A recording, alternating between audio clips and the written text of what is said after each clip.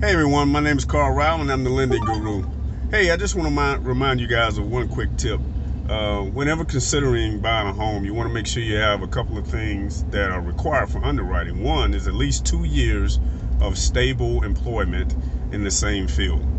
The other is, of course, decent credit scores. Anything usually above a 680 is admirable, but we have lending programs that go all the way down to a 620 with favorable rates, or a 580 bare minimum for something like an FHA loan.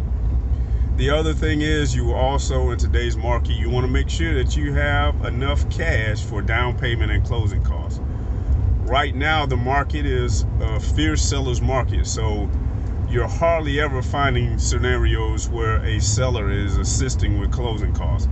So just make sure you have enough cash, normally at least 3.5% for your down payment, and anywhere between 4 and 6% for closing costs, depending on things like taxes and insurance in the area that you're trying to buy.